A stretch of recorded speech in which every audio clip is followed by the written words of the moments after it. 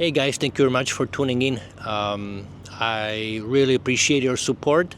I appreciate every single comment that you leave below the videos. I make sure that I read every single one of them, and I try to also to reply to every single one of them. So thank you very much for your support. I'm sitting in a park. As you can hear, the rooster right now is letting me know that he's over there. Anyways, I'm in a park, so I apologize for any disruptions during the recording of this video. In my last video, I was discussing about the different criteria that I'm considering when purchasing a property, and that is this distance from Manila, distance from the airport, distance from the beach, and distance from the cemented road.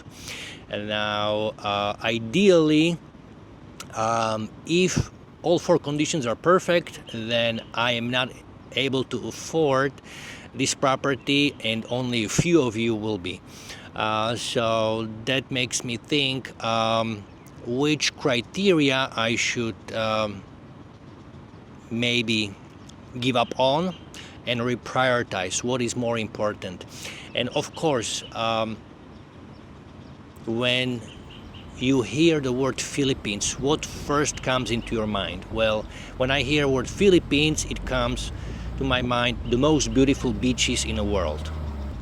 And you might have heard of Palawan, which is one of the thousands of islands in the Philippines, which happen to have beautiful beaches.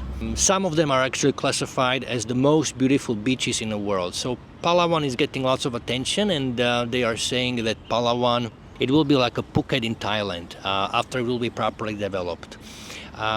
Because I like to browse on Facebook, different Facebook groups which are related to properties in Philippines. I joined a group which is dedicated to the properties in Palawan, and I was very surprised when I saw the prices, because they were priced very attractive. If you know what is the cost of the beachfront, approximately 6 hours from Manila, it's in today 10 to 12,000 pesos in areas which are not developed. Okay, I'm talking about a beachfront where you build a house and you don't have a proper sidewalk, you don't have any restaurant, you don't have any infrastructure, and you'll get lucky if you have a rough road to get to your property. And by rough road, I mean not cemented road, but just the dirt road.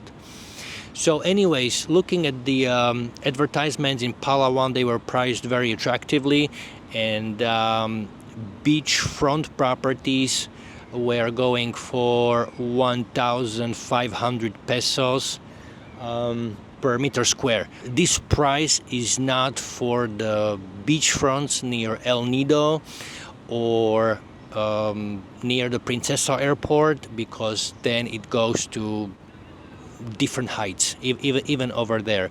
But if we are talking about 1 hour plus drive from El Nido or from the airport, then the prices are, quite attractive comparing to other locations or other islands. What actually caught my attention was properties were not beachfront properties. It was not even close to the beach. It was in the middle of an island, a piece of jungle, where you were able to buy, I believe, if I remember correctly, the price was 17 hectares for something like 13,000 US dollars.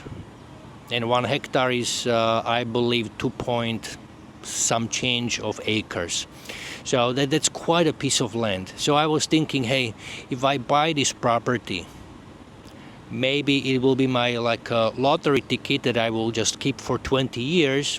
And maybe after 20 years, if somebody will build a rough road or cemented road to my piece of jungle, because that's what it is, then the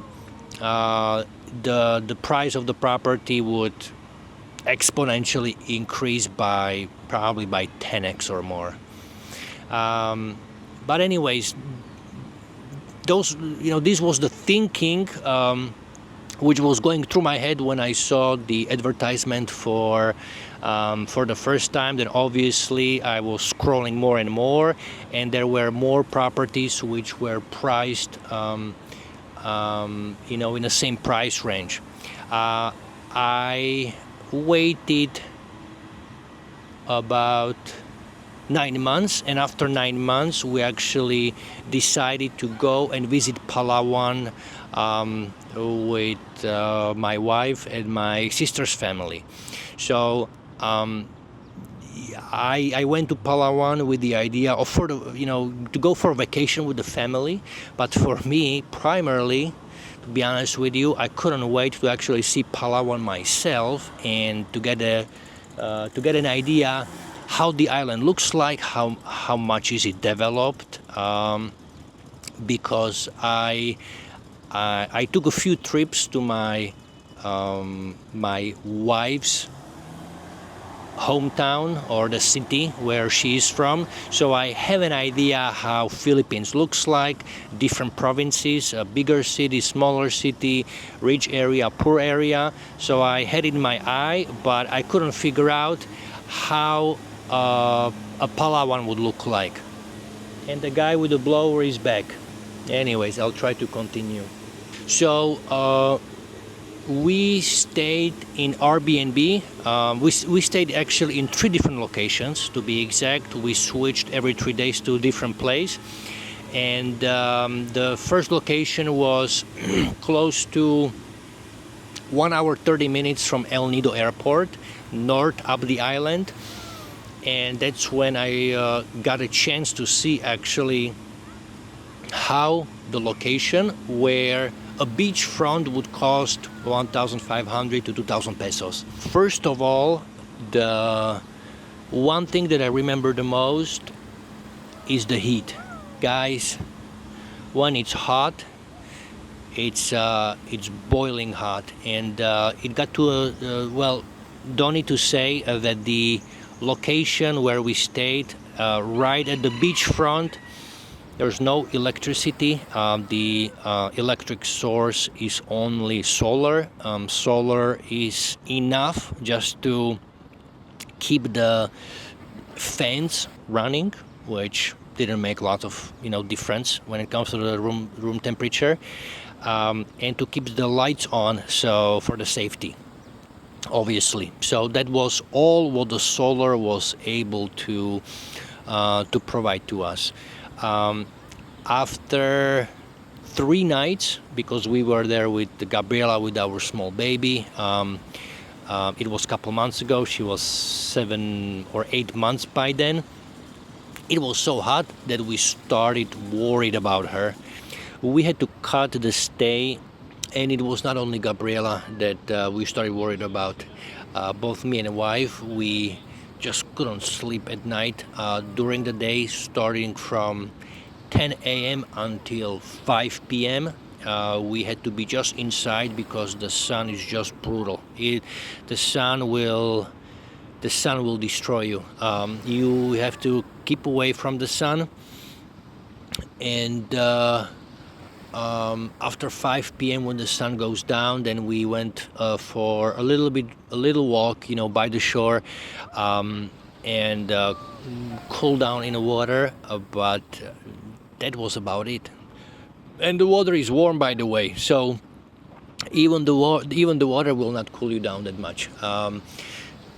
My point is, whatever is affordable, it can be quite challenging to get there. I'm surprised, or I would wonder how many years or how many miles or kilometers those cars can handle before they break down, because the road and the suffering the engine is going through every meter of the road is just unbelievable.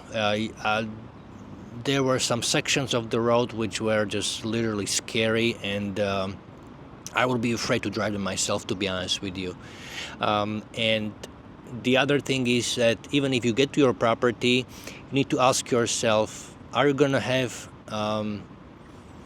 enough money to build their house and then a solar system, and then depending on your comfort, if you want to have an aircon, I don't know, you need to do calculation how many solar units you need, but in order to run aircon with the solar power, I do believe that it will be quite an investment. So whatever money you will save with the cheaper priced property per meter square, you will invest that much more into the solar and the other things.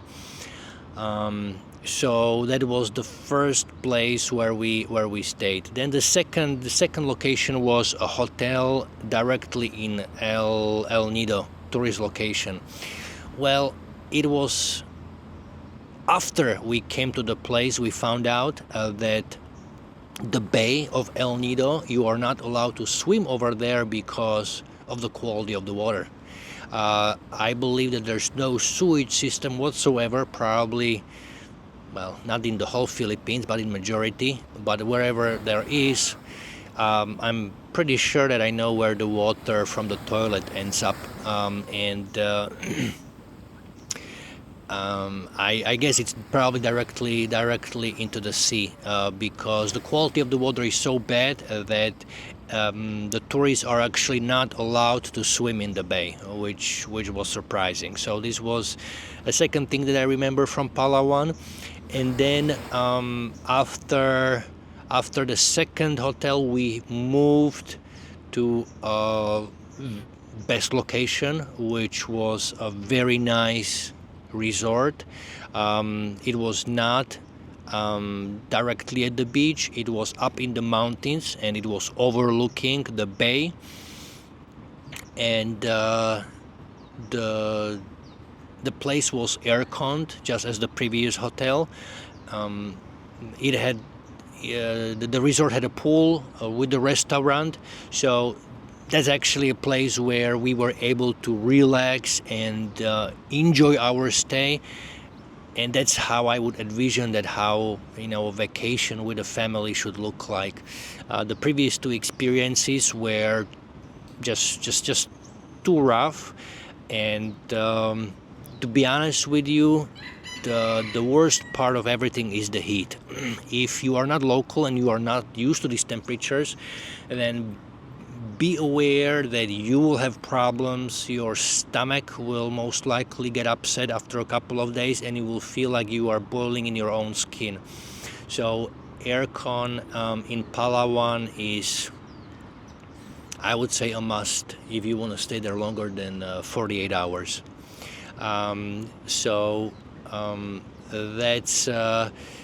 That's my experience with the Palawan, which got me a little bit better idea how that area looks like, and if I want to move forward with the purchase, one thing, Palawan is abroad from the place where I live, because at the moment I live in Singapore. It's also almost abroad because it's another island. It's a different island where my wife is from.